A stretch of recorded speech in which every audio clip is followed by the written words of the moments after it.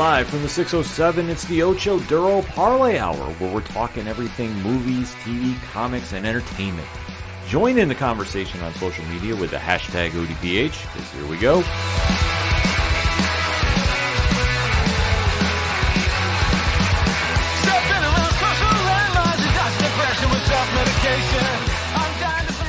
And welcome to an all-new edition of the ODPH podcast, otherwise known as the Ocho Duro Parlay Hour. What is happening, everybody? Thank you so much for joining us this week. My name is Ken M. Joining me in studio, as always, you know him. He is the co-host. His name is Padawan J. Hello, hello, hello. And folks, we have a special guest for you today. I am super excited to have him on the line. And let me give a little background about this. See, a little peek behind the curtain of the podcast world. We are in a few podcast groups. And obviously, if you listen to the show, you know we shout out the Inner Circle, we shout out 607 Podcasts, and we shout out the aPODalypse. And one of our good friends in this whole podcast / content creating community is our guy Frank over at the Geek Freaks podcast. So shout out to him. And he came in one of our chats and he was like, guys, I know you read comics. I know you'd like to talk to creators. There is a book that you need to get in your systems. You need to talk to these guys. They are fantastic. The book is called Pocus Hocus, and you definitely are going to get hooked on this. So I was fortunate enough to get a copy of this, and Frank was right. The book is absolutely dope. It is one of the quirkiest, funniest, darkest humor comics out there. But I guarantee you after reading issue 1, you're going to get hooked on it.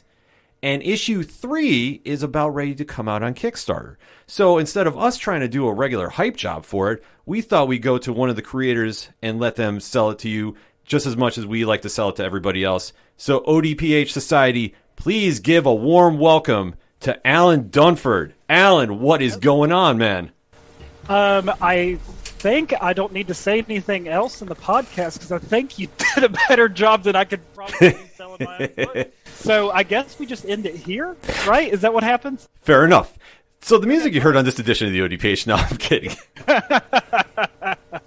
No, I'm so happy to be here. And then all the support that you guys have shown to us and the community, just thank you guys. And I'm super excited to dig into the book and to talk about it with y'all.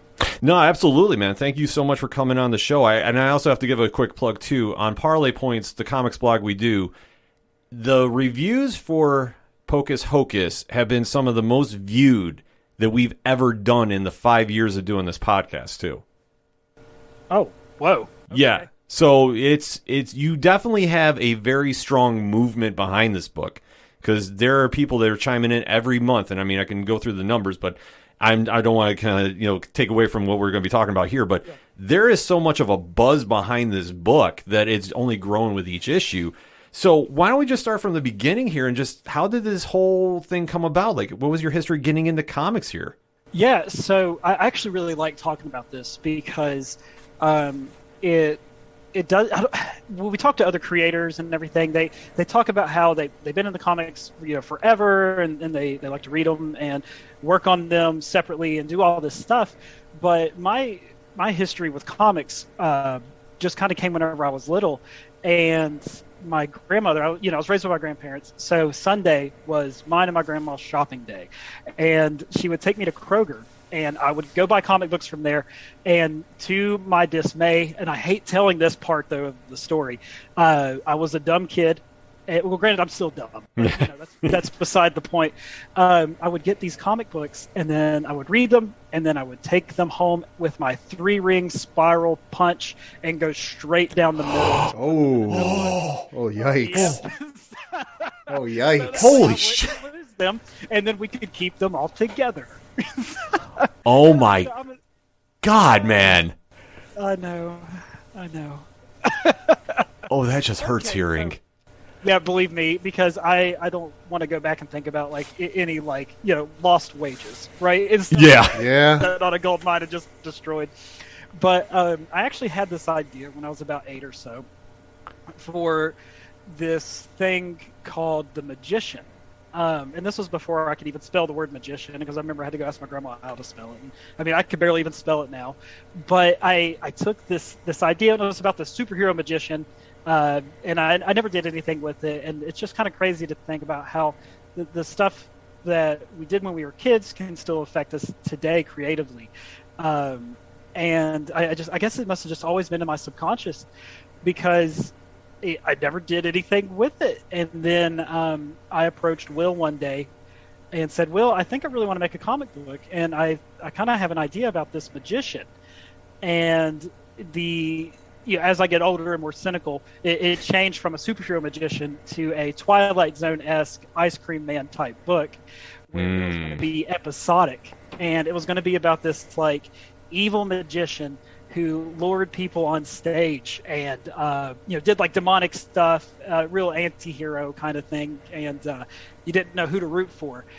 And that's what kind of scared me, because I like the idea of a horror thing. And I like the idea of the audience not being aware of, there's something happening to this person on stage and it's creepy, but so then we decided to make it linear, and then we have Pocus Hocus. That's kind of how that came into being. But my influences for this actually came through manga, because I'm actually a really big manga reader. Okay.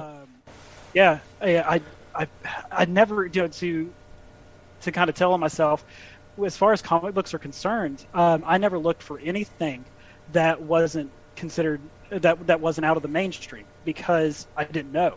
So, 300 and V for Vendetta, Watchmen, stuff like that. The only reason why I knew about them was because there's movies made on them. Right. So then I would read the popular stuff. But now that I'm getting into the indie scene and looking this stuff up, man, there's so much great stuff out there that just flies under the radar and not enough people know about. Yeah, that's very true. I mean, the indie scene is exploding right now, especially with like Substack and Kickstarter. It's a whole new world out there. Yeah, it's wild, and it's some of the most creative stuff. And I can actually kind of relate a lot of the indie stuff to the manga that I read, because I think one of the reasons why I didn't get into comic books as much as I did in the first place was because it was intimidating. You see Batman the Detective issue number 1957, and you're like, oh crap, I don't have to read the others to catch up or really understand what's going on. And with manga, you really start at just issue 1. And they just tell their story, and then it's kind of over, And that's kind of what I like about the indie scene, is they're not afraid to kill their characters off, or they're not afraid to go there with certain things, because there's a certain level of anticipation that you have with the mainstream stuff, especially Batman, Superman, Spider-Man, all that stuff. You know that the character's not really going to die. The character can't die. The character can't go through too much hardship, because they have to be the hero. They have to rise up at the end. And with a lot of indie stuff, you don't know what you're going to get. And that's how I looked at it with manga, too, because with manga, you really didn't know what you were going to get with some of how the heroes were going to play out and how the stories unfolded. No, it's very interesting about that. Pat, you got a question up there? Yeah, so I know you talked about it a little bit, but did the idea for the book just kind of start in your head and just kind of flesh out from there, and also, where did you get the name for the book from? I mean, I don't want to take credit for calling my book Pocus Hocus, because that's such a great name too, by the way. Okay, thank you, because it was one of those. I told Will, because to my dismay, I thought of the name for the book, because I was like, we don't know what to call him. I was like, let's just call him Pocus Hocus, because it's a silly name, and the book does have humor in it. And it's really on the nose. And with a name like that, you kind of already know what you're going to get into, because if you call something Hocus Pocus, there's probably going to be magic in there, supernatural stuff. So then I just called it Pocus Hocus, just because we really wanted to try to sell it, and people just to be like, what the hell is this name? That's probably why people click on the reviews whenever you guys post. Yeah. They're like, did they mess up? I meant to put Pocus Pocus instead.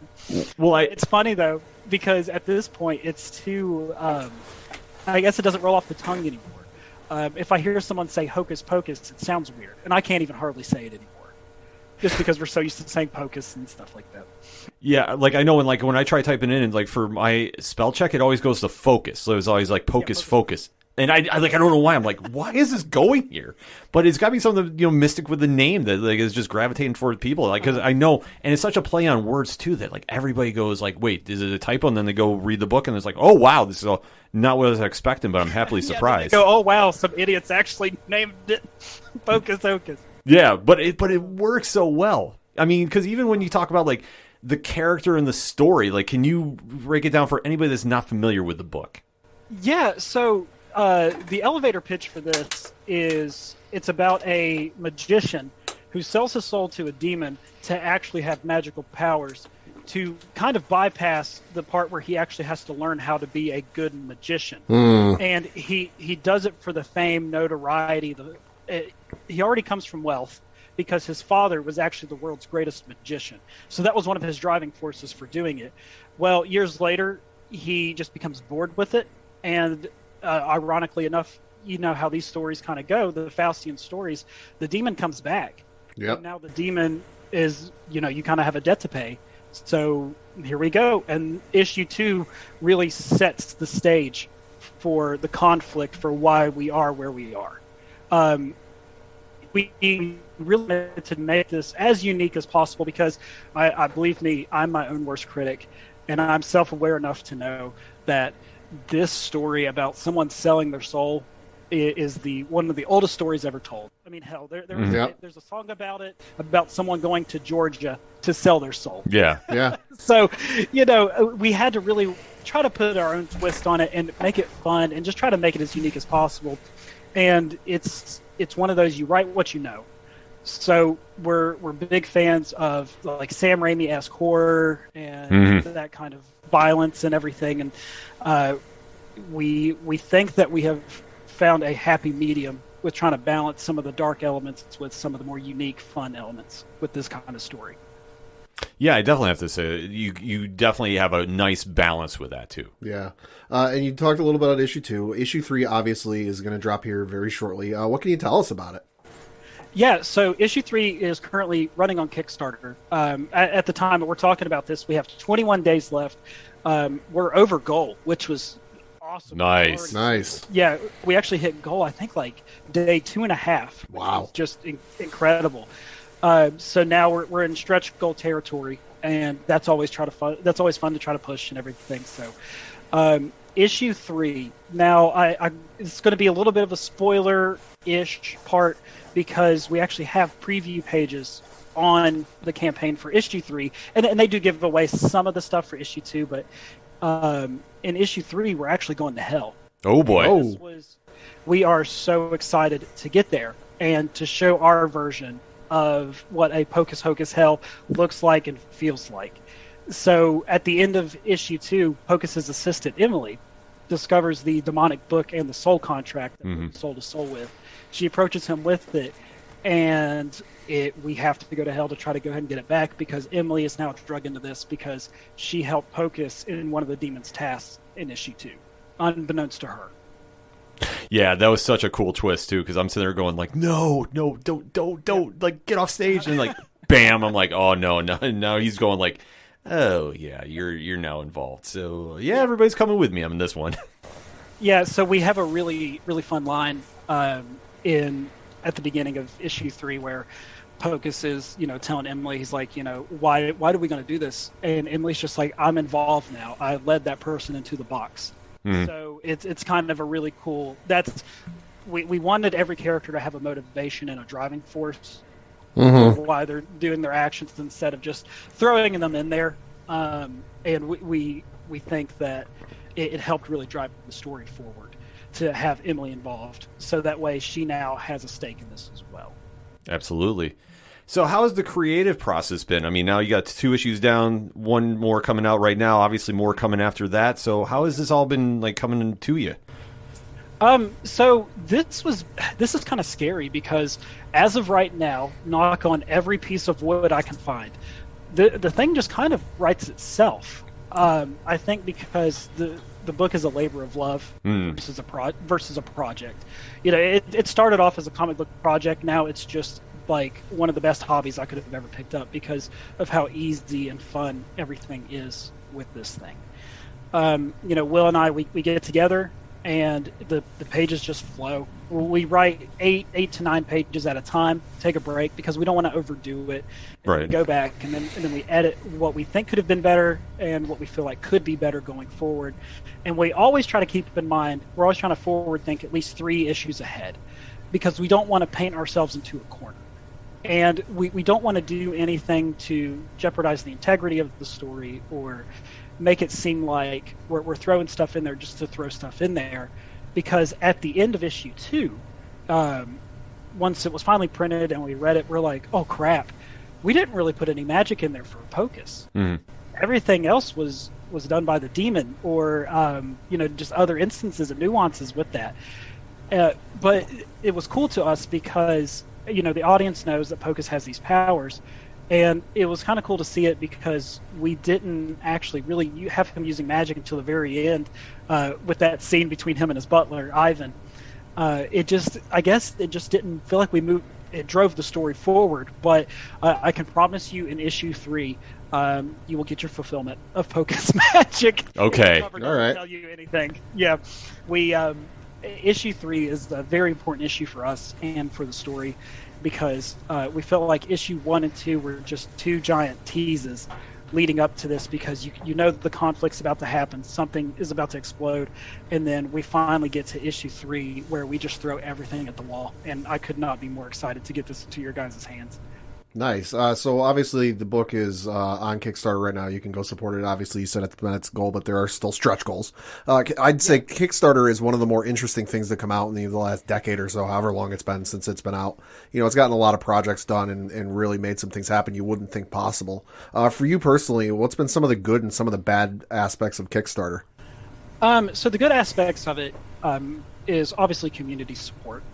You never think about it and how you can actually get your word out, but it's cool to kind of see fans from all over the U.S. and even from other countries really taking to this book. And my favorite ones, I mean, obviously, I love seeing the people that come in for the first time and they do like the catch-up tiers where they get issues 1 and 2 or issues 1, 2, and 3. And that part is so awesome to me.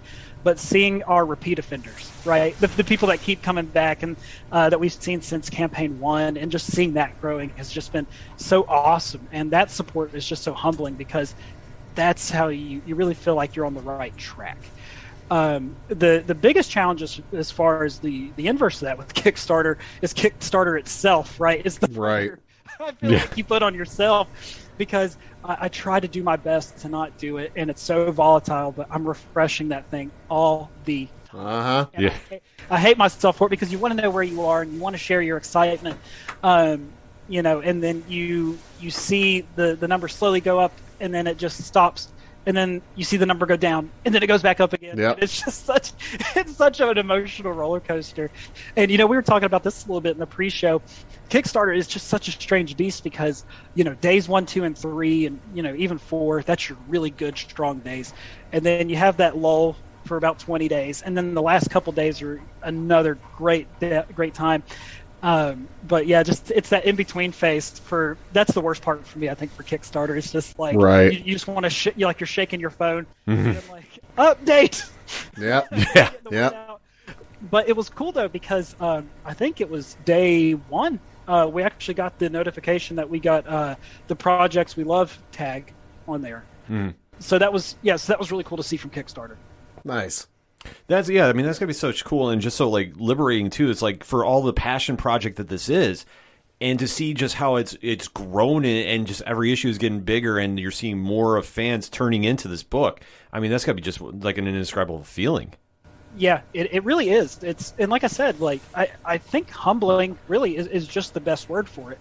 Aside from speechless, because just the outpouring of support, especially from people that you never met and have no idea who they are, and then they reach out to you and they're like, hey, we love your book, we love your work. And that's really when it's all worth it.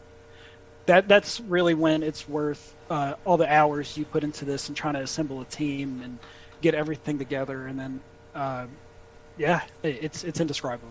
It's like Christmas morning, especially getting all the pages back, and then finding people that love them and appreciate them as much as you do. That's the best part about it. Yeah, and especially too, like and please correct me if I'm wrong about this. We were talking about assembling a team. Brian Belando, who is your artist on the book, is actually in the Philippines. Yes, he is. So this is like a cross-continental book going on here. Yeah, we're Mr. Worldwide. Yeah. Oh, kicking the pit bull. Yeah, there you go. But man, yeah, Brian, we actually got hooked up with him through our friend Mike Teener, who's done some other books, and he's really was instrumental for getting us there. Mike's done Midnight Highway and Black Jackets; those are his big ones. Mm-hmm. But yeah, he put us in touch with Brian because he used Brian before for another project of his, and Brian is better than we deserve, and I know that. He's killing it on this book too. Oh, man, he really is, and his illustrations have really opened up and paved the way for our colorist Jason to be inspired, and even our letterer Dave Lentz. He does so much excellent work on this book, and like I said, being ignorant coming in here because this is my first comic book series I've ever worked on. Mm-hmm. I didn't want it to read like it was someone's first comic book series that they've ever worked on. So I think that was one of the big fears going into this, was because everyone, you have that fear of like, oh, bless their heart, they're trying. Yeah. I didn't want that, So that's why we were very careful and tried to be very methodical about who we picked and how we picked it and how we told the story, and rewrote the script. I don't know how many times, and reread the script I don't know how many times, but I think we landed where we did, and we're so happy for it. No, absolutely. I mean, just for this being your first time book that you talked about, and is this Will's first time book too, Will Radford? Yeah, it's both of us. Yeah, so Will and I, we actually went to high school together. Okay. Yeah, we graduated together, and we have just remained friends ever since. So this is one of those things where we've always done creative stuff, but it's always been separate because Will has a background in film and screenwriting, and my, I guess, talent it comes into the form of music. And we both have the same interests. However, we love the horror genre, comedy, all this stuff, especially dark comedy. And then we just kind of merged our ideas and our influences together, and this is what we came up with. And it definitely shows too. I mean, there's just like such little touches that you see with the book, like especially like it's mostly a black and white book, but when the magic happens, you see the splashes of color that Jason Smith does in the book, and it really pops off. Like, that these are events that you really need to pay attention to. Yeah, and that was something that we thought about early, was because in our minds anyway, we didn't think there was a lot of action that was going on the pages. Mm-hmm. Because we wanted to tell the story linearly, but we also wanted to interest the reader. So we didn't know if we needed to tell the story like Quentin Tarantino right? Yeah. If we needed to start from the ending and then kind of Lifetime movie record scratch. You must be wondering how I got here. Pocus is just laying there with demons everywhere or something like that. You must be wondering how I got here. Well, let me take it back and tell you about Pocus. We decided to go ahead and just take the risk, and then this is our story. This is Pocus selling his soul at the very beginning, and then we're going to move until we get to present day. This is our conflict. This is our problem. And that's a great formula to go ahead about it. Pat, you got another question? Yeah, so let's just say, hypothetically, a movie's getting made about Pocus Hocus, and you can cast whoever you want in this movie. They don't say no. They don't go, oh, let me get back to you. Automatically say yes. Who would you cast? Oh, man, that's a tough question. Because I'm seeing a lot of the Prestige cast getting involved in this one. Yeah, so we actually did an interview with Frank, and we talked about the Prestige for like 45 minutes. We could have gone way longer. Mm-hmm. But I think Gary Oldman for. Oh, yeah, I could see that. Good one. Yeah, and for Emily, I was thinking maybe like Amy Adams. Okay. Something like that. I think that'd be good. And I think a good curveball would be Jack Nicholson as Ivan, the neurotic butler. Oh, that would be incredible. Yeah, and from the demon, because I don't know who we have as the demon. Who I could hear doing the voice is Danny Trejo. Who? Dude, listen, I said that before, and someone said, no, that's impossible. I don't see it. So then I said the guy that played Gimli in Lord of the Rings. But okay, perfect. I'm sticking Danny Trejo. I literally said that like last week. Okay. That's wild. Yeah, no, that's what I first heard. Like, because you hear the gruff voice, but the strong voice too, and that's Danny Trejo to me. Like, so I was hearing that the first time reading it. I'm like, okay, wow.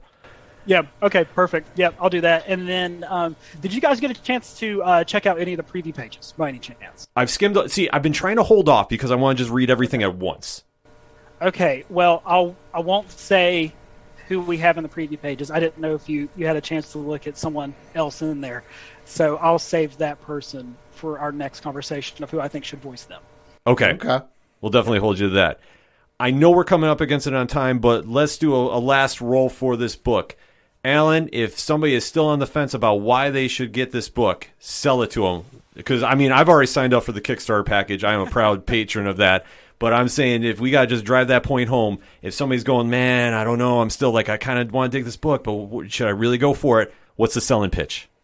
The selling pitch is, I think that you're going to love this because I'm very critical of my own work, and I'm very happy with this.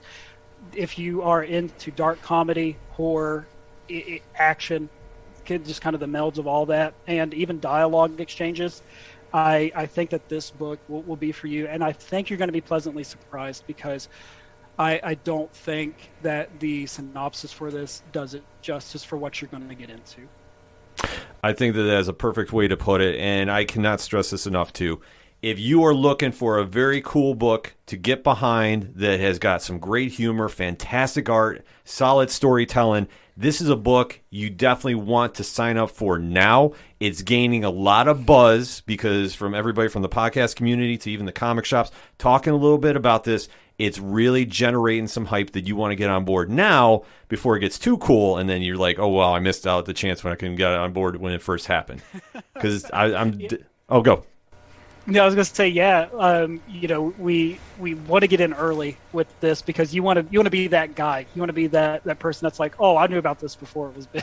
Yeah, absolutely. but I mean this in all sincerity too.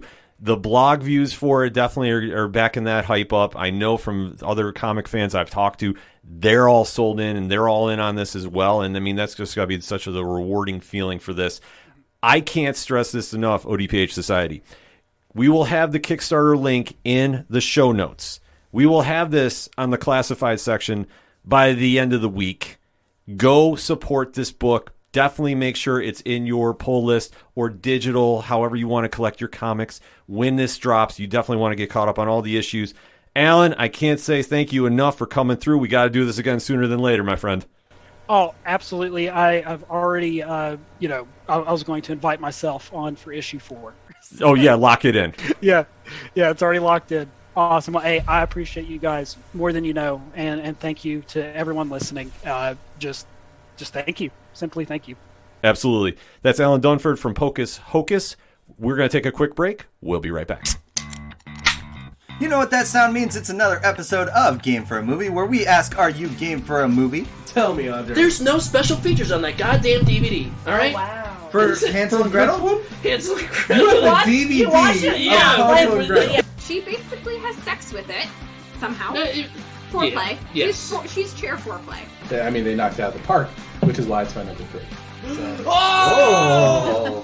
Yes. I mean, I wouldn't be in it because this movie doesn't have women. But, it's You- fine. It has You're right. It has one. You would have 3 lines of dialogue. No, she has more than 3. Oh. Okay. So I'm actually going to get, I earn my 4 sentences of dialogue rather than, here, have a paycheck. You just stood there on the screen. You're a sexy lamp. Anyway, we're not. Dark Phoenix 2. No. No. Because they really hate each other, so we get to enjoy some wonderful comedic scenes of them hating each other so much that they get into physical altercations that include her biting ex-detective Phillips's dick. Okay. But we don't. Okay. In a hot tub. I know all of those words were English, but the way you constructed them, I'm lost. I'm not finding their range of them very well. For those who haven't rated us or liked or given us a review, don't say that we haven't given you anything of value after listening to this podcast. You now know the difference between an R-rated dick and an NC-17 X-rated dick. You're welcome. Thank you guys for listening to Game for a Movie, where we ask, are you game for a movie? We'll see you next time. Bye. Bye. Coming back for another segment on this edition of the ODPH podcast. And what an episode we have to discuss. Oh my fucking God. If you have been avoiding the Book of Boba Fett for whatever reason, the internet had a little rumbling today. I had a meltdown, full blown. Yes, if you're a longtime Star Wars fan, your head might have exploded a little bit today. I might have woken up a few neighbors in my apartment. Yes. Not going to lie. So there's a lot to discuss about this because obviously the show, as we've been talking about from Disney Plus, has been met with mixed reviews. Yep. We say it all the time, and recently we've been having a more Mandalorian feel to it. Sure. Than we've had in the previous episodes, and good, bad, and different, depending on what your vibe is about the show. Yep. But Chapter 6, as we are going to discuss, definitely made its mark for a lot of different reasons. Uh-huh. So let us go into that deep dive about Episode 6, entitled From the Desert Comes a Stranger. If you have not watched the episode, we're giving you fair warning now. After the countdown, we go into full spoiler talk. Also, at this point, you've probably been spoiled on Twitter because people are fucking assholes. Yeah, it happens. I've been able to dodge some bullets today, so Yes. I did not get this spoiled for me, so I'm super happy about that. Neither did I. But we don't want to spoil it for you, so we always put the show notes in the liner notes to where you can skip, and we don't want to ruin anything for anybody. Yeah. But we have a lot to discuss. That's why I'm getting a little more amped up about talking. So without any further ado, after the countdown, you know what time it is. In 3, 2, 1, Pad. What did you think? Surprise, surprise, motherfucker. The king is back. I will not hear any of the slander about Boba Fett being the one true king of bounty hunting. Yes, he is good. Yes, he is great. He is pretty damn good at what he does. Case in point, look at his track record. But the real fucking king is back. We'll get to him in a minute. Greatest episode thus far. Are we watching the Book of Boba Fett, or are we watching Mandalorian Season 2.5? You could argue 2.5. I think we're at 2.5 level. And I have mixed feelings about this. Sure. One, I don't mind it. But at the same time, if you didn't have this long of a story for Boba, like, why are we doing this and just dragging out the space in between when we see him last to now? I think it's setting up a much larger picture that we obviously can't see yet, because with the pieces they're introducing and the pieces they're moving around, I don't think you do this just for like a quick episode and move along the story and then move along here about your day.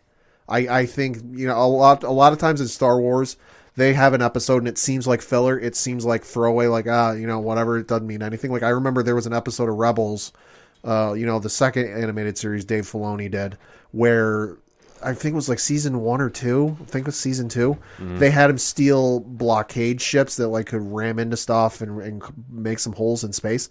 And at the time, it was like a self-contained episode. Made no sense. Why are they doing this? This doesn't make any sense. Flash forward to Rogue One. Those fucking ships show up, you know, at the battle over Scarif. So It's like, okay, doesn't make sense now, but eventually at some point down the road, there's going to be some payoff. I think that's what we're seeing here. I'm hoping so. And like I say, I'm not mad about this episode. I don't want to come off like that.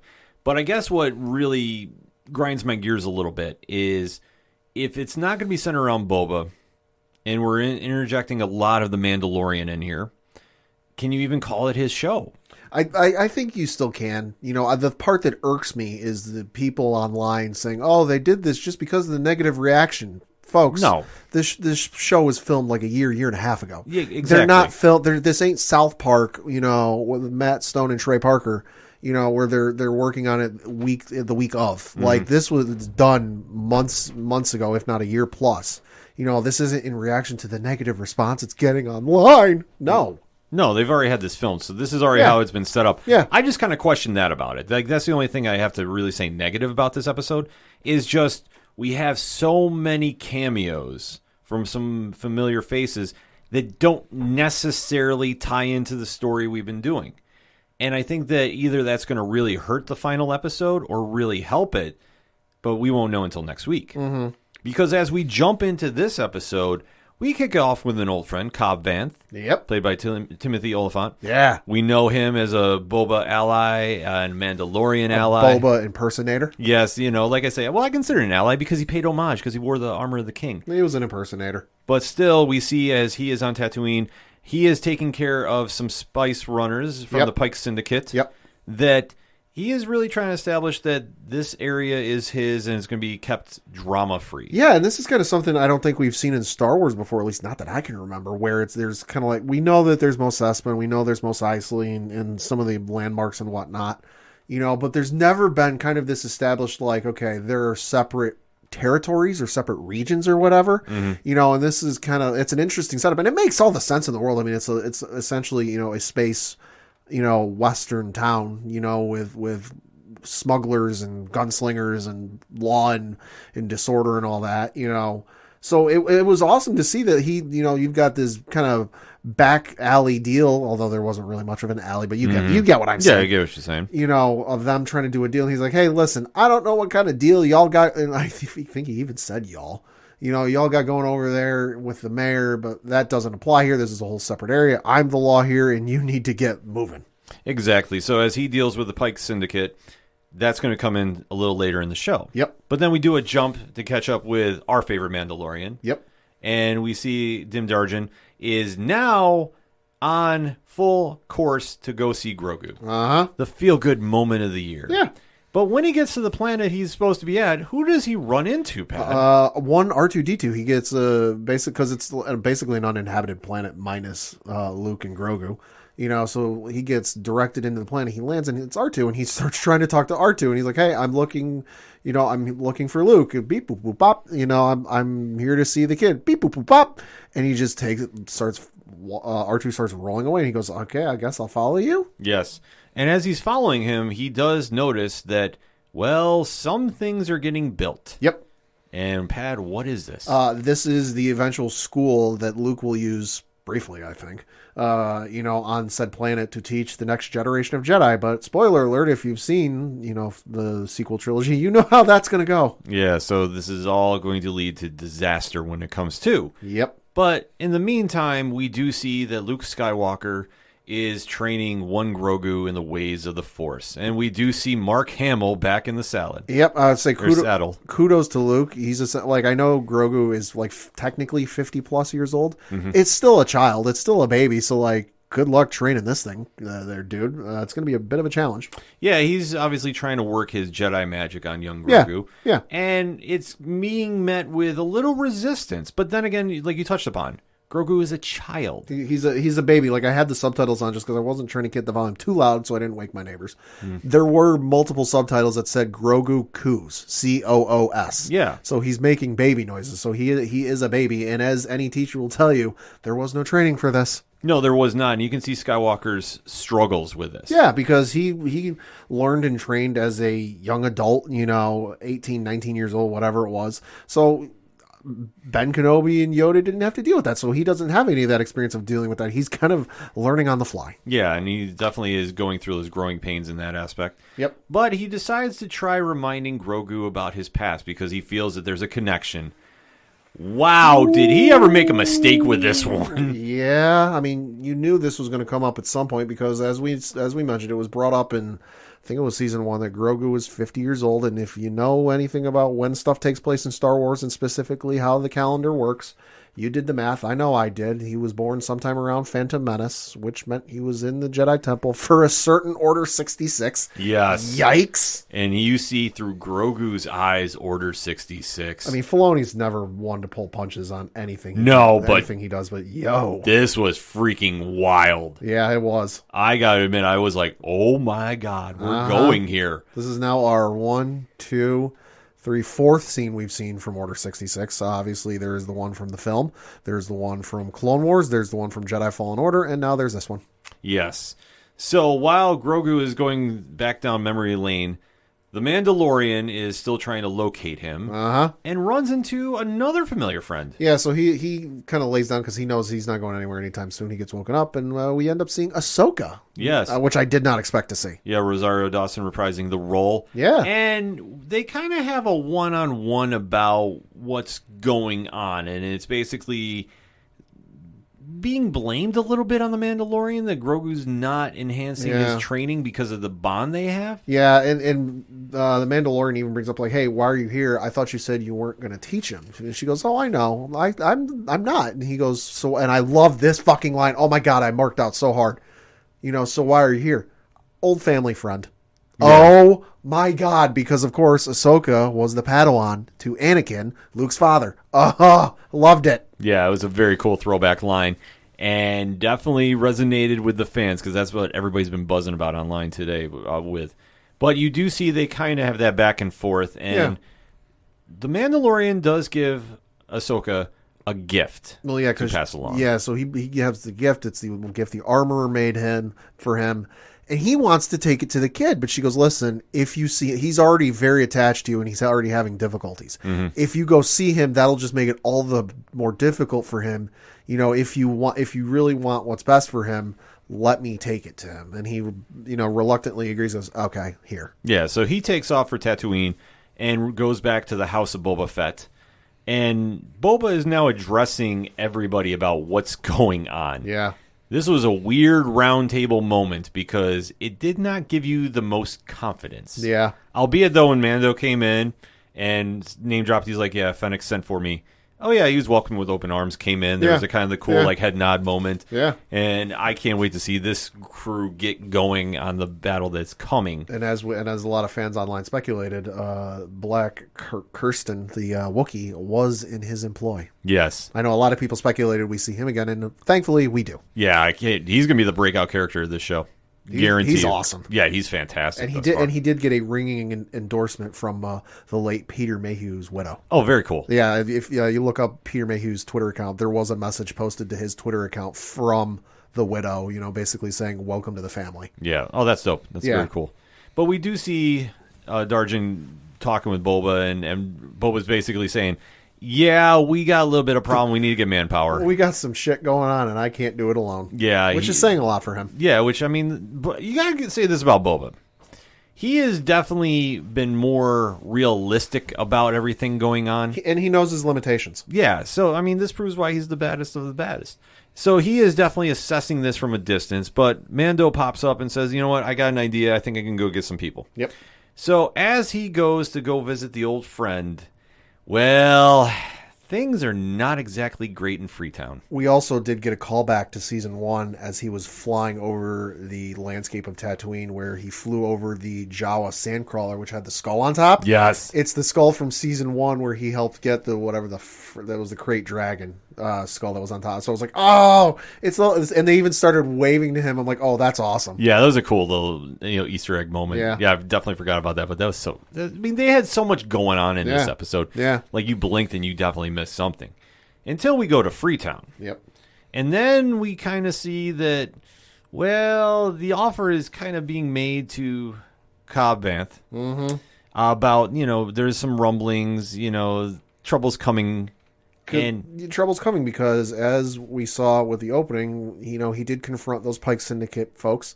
There was, I believe, four or five of them. 4 of them, I believe. 4 of them. They tried to get he had his hand on his gun. They tried to get the one up on him because, hey, 4-on-1. Usually the odds are in your favor for 4-on-1. Not the case. He killed 3 of them and goes, hey, listen, I'm the law here. And it ends up coming back to bite him in the ass. Yeah, because after Mando makes the pitch that Boba needs help, obviously, Vanth is sitting there debating about it, but Mando takes off before somebody shows up in town. Uh-huh. And this was a moment that shattered the Star Wars internet. Pad, you take the honors. So he gets notified that somebody's outside and coming towards the town. He goes outside and looks, and he can see this person coming to them and knows that there's nothing good. He tells somebody outside, like, hey, tell everybody to go inside. Something's about to go down.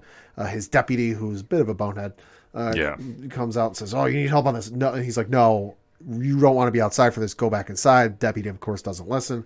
And I get, for me personally, I couldn't tell who it was at first, but I'm like, all right, something's happening here because this is drawing on for, it's like at the end of a WWE event when it's drawn on for a while. Like, all right, something's going to happen here, but then as the figure got closer and it started to become clearer, the silhouette and what they look like, I sat up and went, oh my God, there's no way. There's no way. And then you got closer and you saw the outfit and I went, oh my God, it's Cad fucking Bane. Yeah. If you don't know who he is, he was a bounty hunter that first made his appearance in Star Wars The Clone Wars. And, of course, this episode was directed and written by Dave Filoni. So, of course, Filoni's going to bring him back. So surprise, surprise, motherfucker, the king is back. And the reason I say he's the king is because if you don't know, you should absolutely watch Clone Wars. It's amazing. But there is one episode in Clone Wars where he holds the Galactic Senate hostage with Sidious inside. He also breaks into the Jedi Temple, which when this idea is pitched to him by Sidious, he goes, it's impossible. You can't do it. But he does it. He's captured Jedi. He's done everything he can. He's been doing shit since Boba was in diapers. So Cad fucking Bane has been hired by the Pike Syndicate to take out Vanth. Yes. And he does have that standoff. He does shoot Vanth, but it was not a fatal shot. I want to note, it did hit him in the shoulder. It looked fatal at first, but then I'm like, oh, wait, no. I rewound it. I'm like, oh, okay, he's good. Yeah, but he did get rid of his deputy. That annoying guy. Yeah, I mean, listen, that's no big loss. No, it wasn't, but the fact that he laid 4 shots into him was like, yeah, he's sending a message. Yeah, and I gotta say, I was excited. I looked it up. It was the same voice actor from Clone Wars and Corey Burton. Yeah, it was a hell of a debut for live action. And I wasn't sure they'd ever be able to pull him off in live action just because I'm like, obviously you need some prosthetics or CGI, but fuck, they made him look scary. The one thing about the Star Wars Disney Plus universe is anything is really possible. This is true. For what they've been able to pull off with the special effects in this show. Yeah. It's been nothing short of amazing. This does feel like watching the movies. I wish the last set of trilogies watched this. I agree with you. Just going to put that out there. But we don't end the episode on that note. We do see the Pike Syndicate is making their way through Mos Espa. Yep. They blow up the one bar. Yeah, the sanctuary or whatever it was called. Yeah, so that obviously is making the first shot of the battle. Saw that coming from a mile off when the two Pike guys got out from the bar and the droid goes, oh, you forgot that. And about a split second before it went off, I'm like, oh, that's a bomb. Yeah. And then kaboom. Yeah, so the first shot has definitely been thrown down by the Syndicate. But we do get left with a cliffhanger of sorts. That Luke is sitting in the newly built temple. Yep. He's talking to Grogu, and he's basically saying, well, I have a gift from the Mandalorian, and it's armor. Yeah, and this is after there was an incredible montage sequence, much akin to Luke's training on Dagobah, where Grogu was running and jumping across stones, basically showing off, hey, he's been learning a few things. Mm-hmm. So he's definitely been learning a little bit about the Jedi way, but Skywalker gives him an ultimatum. He's like, either you can take this gift and we'll send you back with the Mandalorian, or you can have behind door number 2 Yoda's lightsaber. Okay, time out. Plot hole with this one. Okay. Where the fuck did he get it? Because I'm going to flex my Star Wars knowledge. Go ahead, my friend. Star Wars knowledge here. We never saw Yoda's lightsaber in episodes 4, or no, excuse me, he wasn't in 4. Episodes 5 or 6. We never saw his lightsaber in episode 1. We only saw his lightsaber in 2 and 3. The last time we saw his lightsaber was fighting Sidious, and he dropped it in the Galactic Senate. Now, is it possible that it's just as simple as, oh, Yoda just built another one? Sure, but still, where the fuck did he get it? I'm guessing that when they went through after the battle there. Yeah. Somebody picked it up. It could be Ahsoka, it could be somebody else. Could be. After the remnants of the battle. Could be. And listen, it's entirely possible that Sidious found it and had it in his because he took over the Jedi Temple and that was his Imperial Palace. It's entirely possible that he put it on a display case or something just to show off to people. So it could be possible that way. Yeah, but the fact that Yoda's lightsaber is now presented to him, this is going to be the difficult question to ask. Uh-huh. Because now, what do you choose? Why not both? Well, that's what I was kind of sitting there listen, if he wears the armor of the Mandalorian, that's not taking anything away from his training. Right, but Luke is still on the hard Jedi path of no attachment, and that's still showing he's attached to the Mandalorian and that whole way. Yeah, I understand that, but I was like, Luke, come on, man. Yeah, I mean, Luke, Mr. I can save my father. No, I can't give up on my father form attachment. Yeah, I know. Yeah, you can't, the Star Wars fans on Twitter were calling Luke out on that one. Yeah, you can't you can't play that card. Yeah, no, I'm sorry. He's playing it, but he has no right to. Yeah, exactly. You have to fold that hand. Yeah. You have to go, okay, reshuffle the deck and do another one. You can't play that. But that's how we leave this episode at. So with one more episode slated to go down next week, what is your feeling about the show now, Pat? The show's been great. Obviously it's not hit a home run every episode, but I've still enjoyed the shit out of it. This to me was the best episode they've done thus far, just for all the callbacks and all the moments for Star Wars fans, new and old. I'm super excited to see where they go with this, and I got a feeling it's going to be nuts, and I don't think we'll get a resolution on Grogu's choice until Mandalorian Season 3. I have to agree with you, too. I think the whole reason they're doing that whole little plot story is it wouldn't really fit on the front end of Mandalorian Season 3, and it's kind of like an interlude or like something between two comic arcs. No, I agree with you, too. In fact, I'll even say right now, I think it's going to be the bonus scene next week. Could be. Because they obviously are going to film Mandalorian Season 3. It's going on right now. I think, if it's not on right now, it's very soon. Yeah. I feel that with this show, they want to go out with a big battle next week, and that's what they need to. I think anything short is not going to fly. It will, and next week's episode is directed by Robert Rodriguez. Yeah, so I'm expecting some wild action going down with this More one. Danny Trejo. The more Danny Trejo, the better. I have to feel, though, they have to end the show on a very good note, possibly a cliffhanger, because I feel, even though the show has been met with mixed reviews, I feel they're going to do another season. I'm getting the feeling, too, just there's way too much being set up right now. Yeah. For it, it's not like WandaVision, where everything was getting built. It was kind of like a self-contained, you could tell it was getting towards the end, and there's really not much that was going to happen afterwards. This is feeling more like a Loki type situation where they're building up, and there's still so many plot holes, and not plot holes, but threads left at the end that they haven't tied off. Yeah, because, the show is definitely still being watched. Oh, yeah. There's even the people that are complaining about it. Guess what? You're doing the whole WWE theory. Well, I don't like it, but I'm still watching. Yep. Like, if you don't like it, don't watch. But the ratings have been very good. I don't think they're on the WandaVision level. No. But they're definitely drawing people in to go check the story out. And I feel that for next week, we have to have a big battle. I think we're going to have a cliffhanger ending because I think they're going to announce Book of Boba Season 2. I would imagine so. Chapter 2 is going to be coming. And then, obviously, I think that the biggest cliffhanger we're going to have is Grogu makes his decision. Yeah. That's what causes Mandalorian Season 3. Yeah. And we get the little teaser for that at the end of this one. So, a lot of stuff, though, to be happy about with this episode. This was a love letter to Star Wars fans and definitely had a lot of Easter eggs. And like I said, my only drawback with this is not enough Boba to push the story. Sure. But if they make up for it next week and we get a crazy fight sequence, this is all I want. I just want to see some shit getting blown up and some wild action going on next week. I'm sure it will. Yeah, if anything less, it's going to call it a failure. But we gave you our takes. Now we want to hear yours. Hit us up on that hashtag ODPHpod. What is your thoughts about Chapter 6, From the Desert Comes a Stranger, from the Book of Boba Fett? We want to discuss, so let us know. We're going to take a quick break. We'll be right back. Hey, this is Chris. And Lance. Asking you to check out our new podcast, Comic Book Keepers. Join us as we delve deep into comic lore to uncover the history behind a wide variety of comic book characters. Each episode will feature one hero, villain, team, or ensemble, and break down what makes these heroes super. We'll give you recommendations on what storylines to read. Explain how characters were created. Discuss adaptations, costumes, and answer comic fandom's what-if questions. Yeah, and spoiler alert, these conversations can get pretty nerdy. This is Comic Book Keepers. Coming back for another segment on this edition of the ODPH podcast. Let us talk now about the best show on CW. Yes. And where we're going in this wild saga of Clark Kent and Lois Lane. Yeah.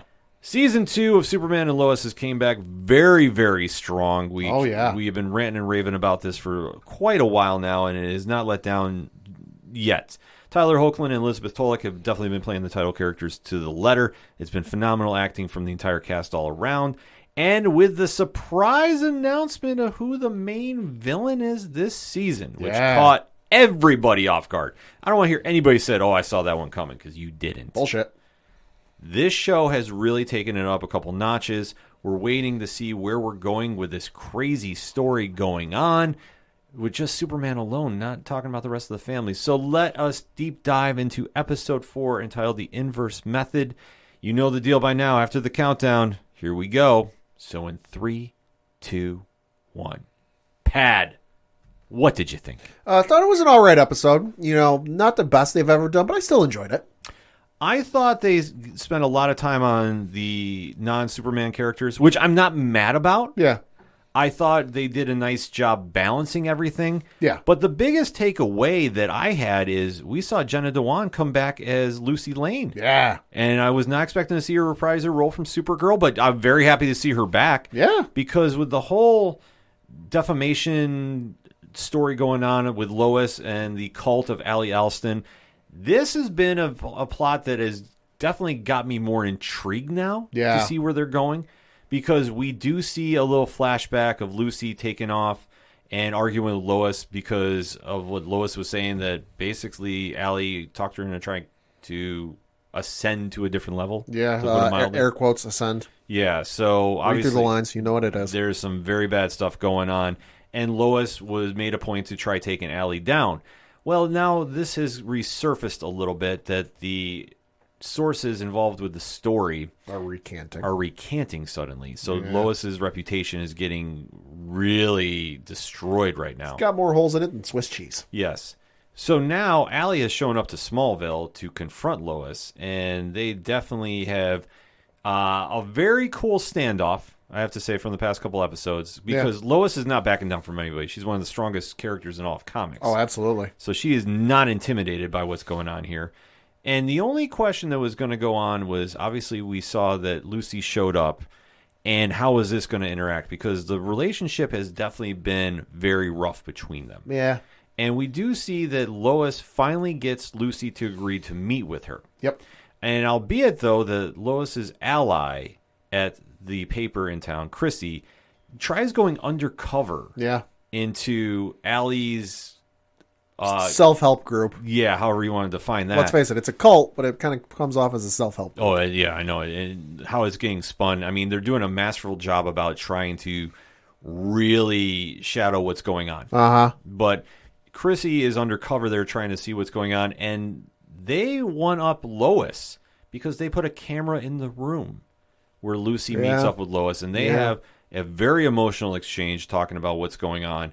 And just how this is all going down is really eye-opening to Chrissy, because now she's really having doubt about Lois. Her proverbial cage has been rattled. Yeah, it's absolutely crazy to see how just quickly that alliance has dissolved, because by the time it's all said and done with the back and forth of what's going on, Chrissy and Lois are not exactly in a good place to be working together to try stopping Allie and whatever her next move is going to be. And Chrissy even says, listen, I need to take some time and kind of get my head on straight before we talk again. Yeah, so this is definitely not Lois's best moment on the show. But Elizabeth Tulloch was definitely really bringing a strong performance with this episode, as was Jenna Dewan too, because this is something that you're really seeing just the emotional toll of what Allie has done taken on them. And it really just stood out from this entire episode. And then to look at what's going on with the rest of the Kents, I was happy that Jordan's little love story with Sarah got put on the back burner a little bit, and the other characters got some time. Yeah. Lana's story about the her mayoral race. Yeah.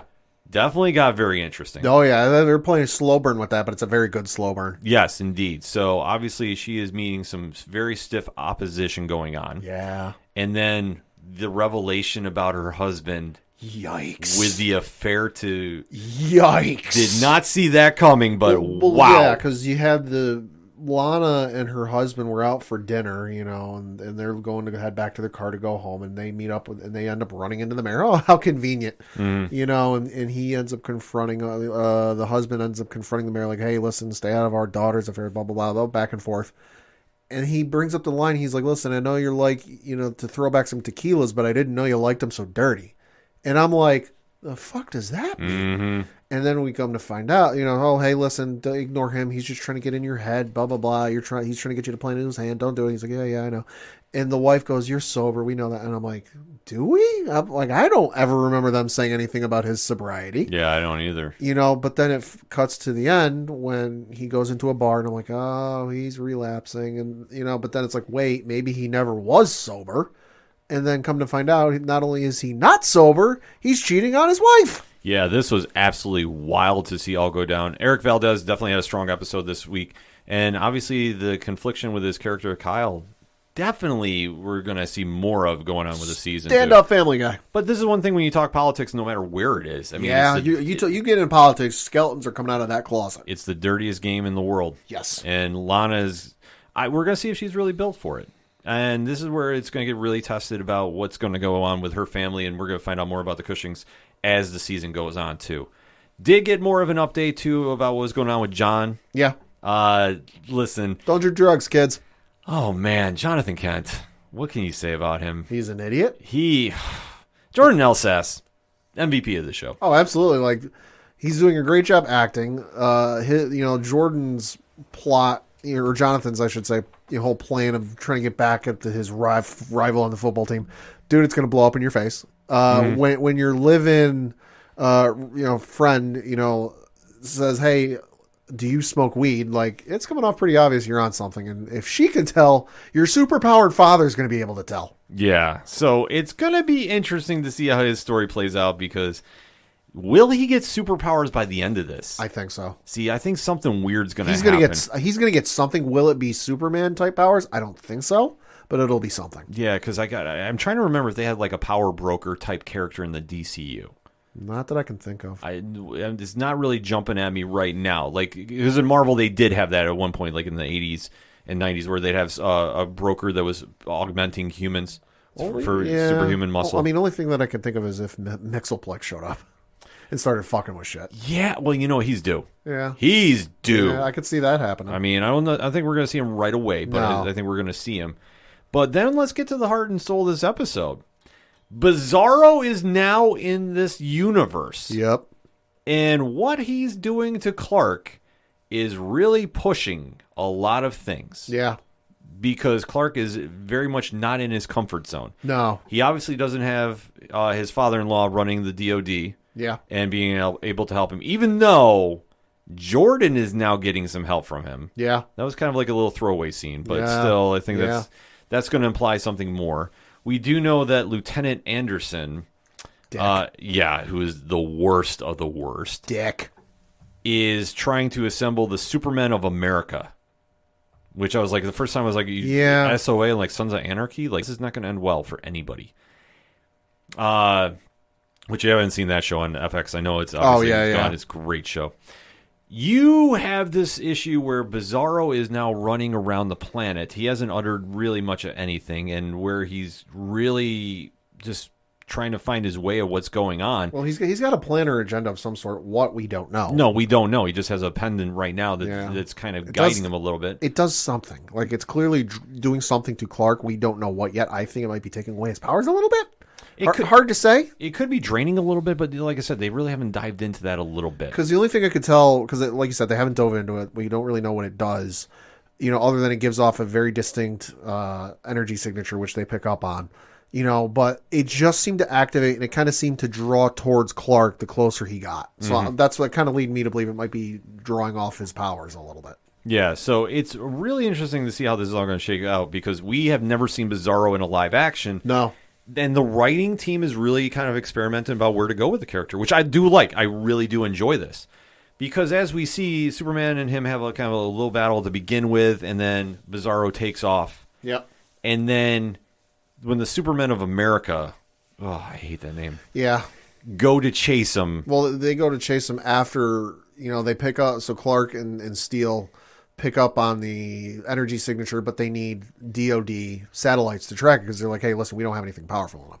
So Clark, in a show of good faith, gives the little thumb drive to Anderson, like, hey, listen, what is this? Oh, it's a way to track and blah, blah, blah.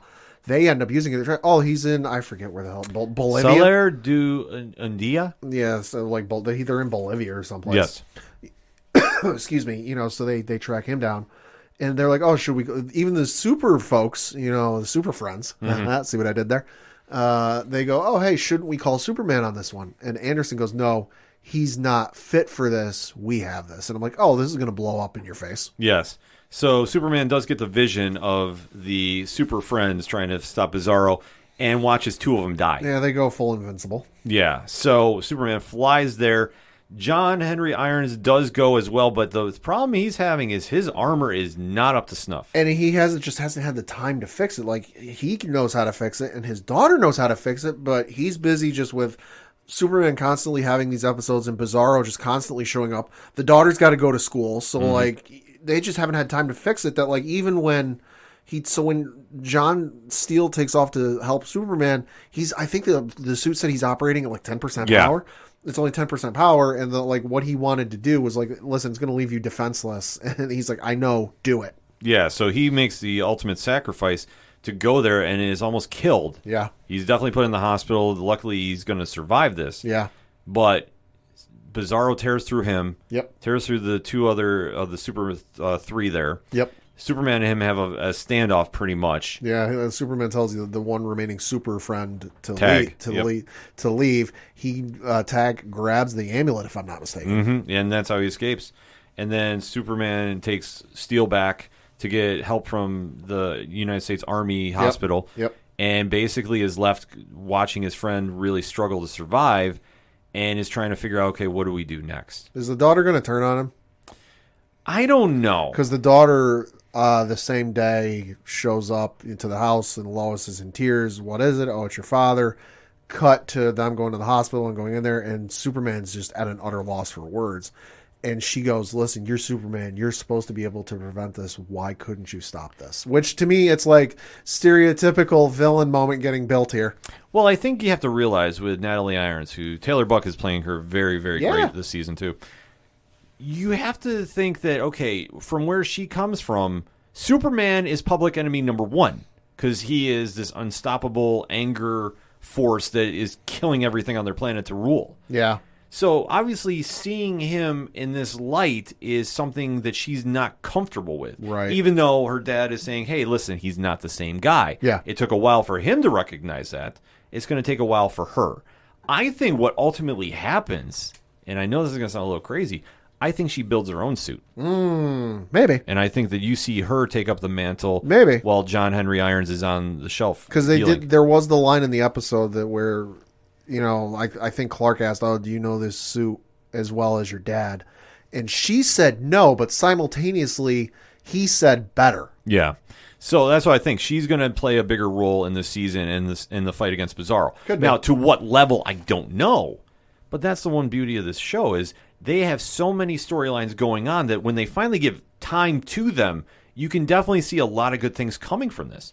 Like even with the Jordan working with Sam Lane, right? That still has some potential to go somewhere because it's a small throwaway line, but it's going to pay off down the road. Yeah, it's going to pay off down the road. It's going to bite him in the ass, but you know. Oh yeah, but this is how well this story is done by the writing and the acting on this show. That everybody, I felt, really got some time to shine. Like Superman probably got the less amount. Which is fine because he's been the focus point for most of the season. Exactly. So I did not mind seeing this, and like I said, Lois had probably the strongest moments too, and obviously dealing with the emotional stress that has been going on between the sisters for all this time from what Allie has done with her cult. They really had a solid episode that was it was balanced. Like it just everybody had their moments, and I was glad that Jordan and Sarah just had a little less one because it really has been feeling forced the past couple episodes. Yeah. So I'm glad that they kind of took a little bit of a back seat without sacrificing too much. This is just one of those episodes that like it was just solid all around. And where they're going to go for next episode, which we do have a break coming up. Yeah, it's a couple of weeks. Yeah. Which, I mean, this happens with the CW, so it's not like anything's going on. It's just CW usually is juggling around shows around February. They always have. Oh, yeah. We're going to have to really wait to see how this all shakes out. But I really thought this was a strong episode all around. Final thoughts on it, Pat? Very strong episode. It was a nice change of pace for the kind of like the focus to change a little bit, but I did enjoy it. Yeah, absolutely. The show, if you're not on board yet, I don't know what to tell you. Start watching. You can watch season 1 on HBO Max right now. CW is having season 2 on the app. It's a perfect time to get caught up because this is by far and away the best CW DC comics show on the network right now. No question about it. Naomi is given a good run for number 2, though. I got to say that. But Superman and Lois is absolutely crushing everything else right now. So hit us up on that hashtag ODPHpod. What is your thoughts about episode 4 of season 2 of Superman and Lois, the inverse method? We want to know. We're going to take a quick break. We'll be right back.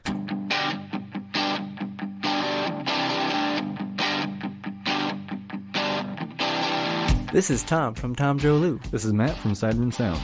And you're listening to ODPH Podcast.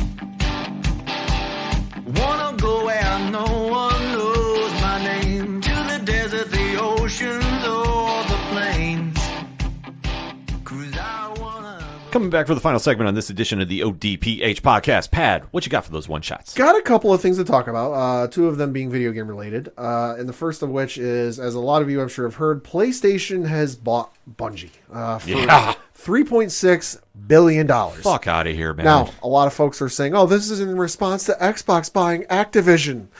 A deal of this magnitude and of this size doesn't happen in a week. This has been long, probably I would imagine long in the process and in the kind of negotiations, I guess you could say. You know, is it good for the overall game? This and the, you know, Activision being acquired by Microsoft good for the overall gaming culture? No. I think it's a little concerning that you're seeing all of these studios be bought up by two studios. Is it great if you're a gamer? Sure. You know, it's a little concerning for me. I don't necessarily like it, and I'm a PlayStation guy because it's a little concerning.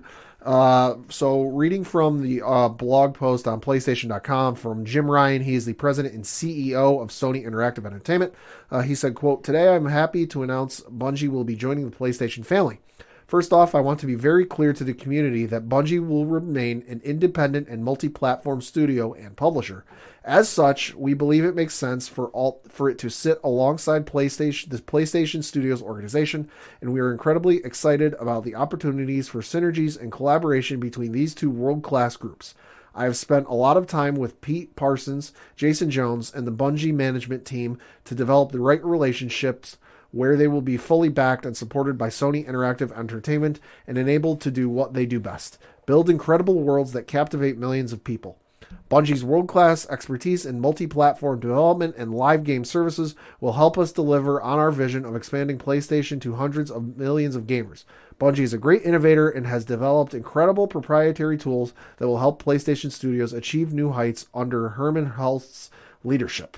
So definitely a bit of a surprise, to say the least. You know, it doesn't sound like much is going to be changing. So it doesn't sound like, oh, Xbox is going to get excluded from future Bungie content. Like, no, it's still going to come out as is, but still very interesting. And like I said, very concerning. People making a lot of money moves right now. This is true. As Ron from Three Fat Nerds pointed out, well, they got to spend that Spider-Man money somehow. Yeah, this is true. I'm just kind of waiting to see a little bit after everybody's buying, like, who's left and where are we going from here. Yeah. And I mean, this is a very big deal. Like, this is not something that, like, if you're not super big into video games, you should be keeping an eye on this. Yeah. So definitely have to wait and see how this all shakes out. And it sounds like this won't be the last one PlayStation acquires. Who's left? We'll see. I don't know. That's the big thing, because this could, we're talking 6 months from now, I think you're going to see some big moving and shaking going on. Yeah. I don't have any like predictions, but I'm just feeling like I know the remaining game studios' values and what they're worth has been thrown out there. The only one that's immediately jumped to mind that somebody could jump on is Konami. Yeah. You know, that's like anything else, I think it's getting too big, and I don't think the regulators will allow it. There was even an article I read this morning that the federal regulators might look into the Microsoft Activision deal, and so that might not go through. I'm not saying it's not going to go through, but there could be a chance that gets hitched. There will come a point, though, I think, where the regulators will step in and go, this is too much of a monopoly. We're not going to let this happen. Yeah, I think you're going to see something happen if it keeps going at this rate. Yeah. Switching over to the other bit of video game news I have, it was announced today that Gotham Knights and the Suicide Squad upcoming game from Warner Brothers has been delayed. Boo. So yeah, the statement was posted on Twitter. The development team explained that it wants to give more time to develop the best possible experience for players. No real delay was really given, but it's likely it's COVID related, just with everyone having to work from home. It's not as easy to work from home when it comes to multimedia projects like this, and delays when you get sick and you're not exactly able to get out of bed and work. Mm-hmm. You know, so unfortunately, you know, it sucks, but hey, if it means you get a fully polished game and not a broken piece of shit like Cyberpunk was, it's all for the better. Yeah, just get it right the first time. That's all I want from this one. Yeah. I'm bummed about it, but I'll be still picking up whenever it comes out. I'm bummed, but like I said, I don't want something to come out like Cyberpunk where the updates reached into the gigabytes in size. Mm-hmm. You know, just collectively, I think it took up almost half of the space on my PlayStation 4. And I was just like, this is utterly ridiculous. So, yeah. And then lastly, we did get a bit of an update from Channing Tatum and just about the whole X-Men Gambit cancellation. Reading from an article on IGN.com, it says, quote, Channing Tatum says he still struggles with the cancellation of his X-Men Gambit project, saying he was traumatized when the project was put to bed in a new interview with Variety. The actor said he doesn't watch Marvel movies anymore because it makes him miss the character. Once Gambit went away, I was so traumatized, Tatum said. I shut off my Marvel machine. I haven't been able to see any of the movies. I loved that character. It was just too sad. It was like losing a friend because I was so ready to play him. Tatum wrote a script for the project alongside his longtime producing partner, Reed Carolyn. The movie was set to be a raunchy standalone movie in the same vein of the Deadpool movies. Tatum said he felt the Gambit he wrote was the coolest person who could pull anything off. He also commented on Gambit's fashion sense, saying most superheroes, their outfits are utilitarian. Batman's got his belt. Gambit's like, no, this shit's just fly, bro. This shit walked down the Paris runway last year. He's just wearing the stuff that's so dope because he loves fashion. So a little bit of a surprising move for him, although I'm not quite sure why he's bringing it up now. Maybe he's trying to get it resurrected. All right. So in my opinion, from hearing that, why are you trying to make Gambit into Deadpool? Like, that doesn't mesh. Like, the thing about Gambit is he's not somebody that breaks the fourth wall. No. He's a thief that finds bad in no matter what good he does. Like, he's always flawed. And even though he does do some redeeming things, it's just his past always comes back to haunt him. Like, if that's the take he was going to go with, in my opinion, I think he just missed the character. Like, that just does not sound like a good movie to me. Like, and especially the fashion thing. I'm sorry. Like, that's not doing anything to really sell me about, like, man, I wish they made that movie. As much as it sounds like it pained Tatum to not do this movie, it sounds like we got saved from a train wreck. Yeah, because they're not. Fox standalone movies have done so well. Yeah, exactly. Like, hello, X-Men Origins. Okay. I'm just going to walk away from this one now. Ugh, this is bad. All right, happy thoughts. So let's talk about what's at the comic shops this week, shall we? We got from Batman 120 from DC, so obviously there's a lot of big things going on there. Marvel-wise, well, we got a couple good books to go check out. I know, obviously, you're talking Star Wars Crimson Reign on your end for Star Wars. That's been doing some good things. And Daredevil Woman Without Fear. So they've been doing some cool things there.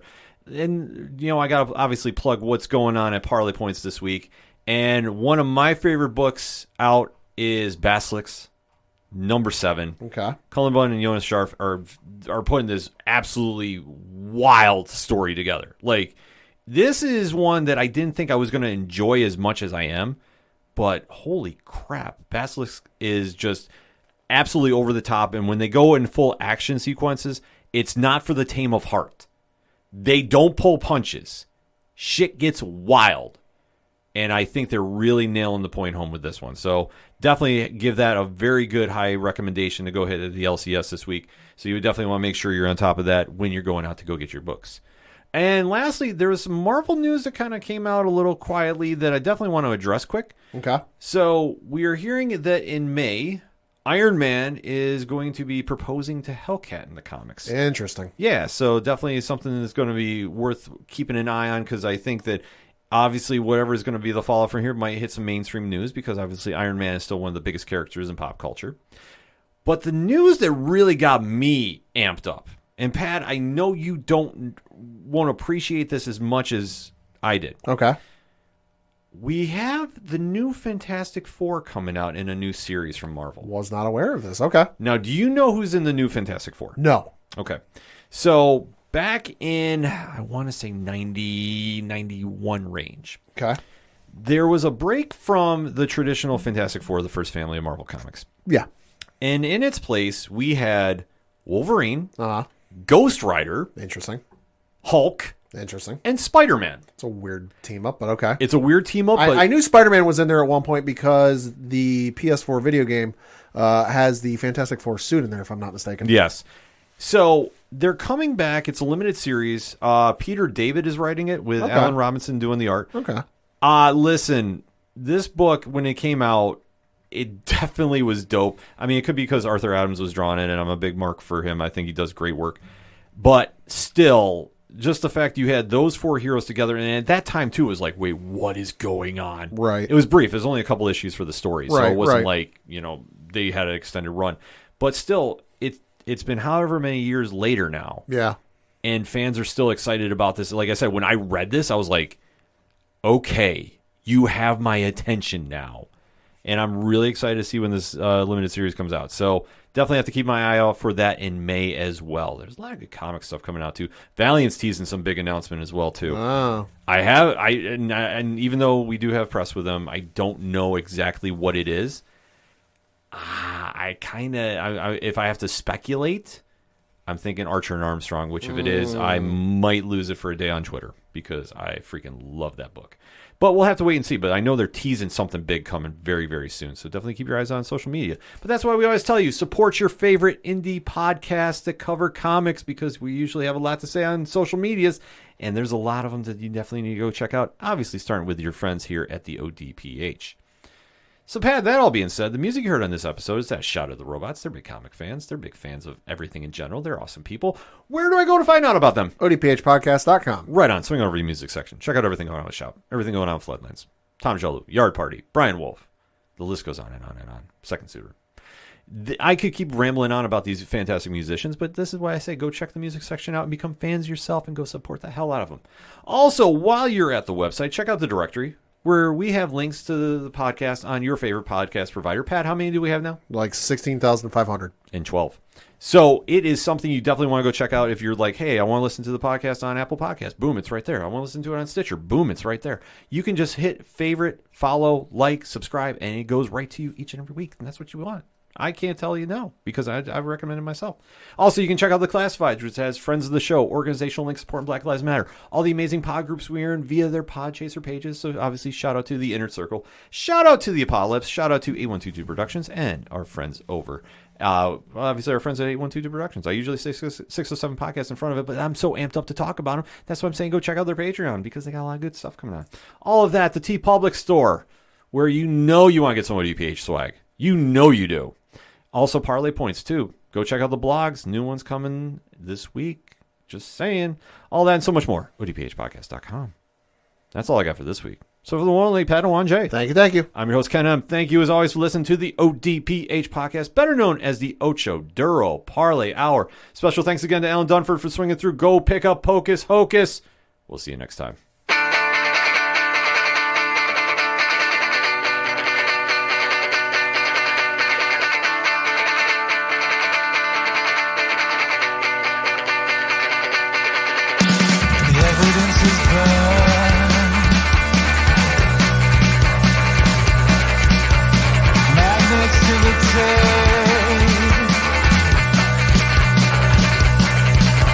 The darkness has crept into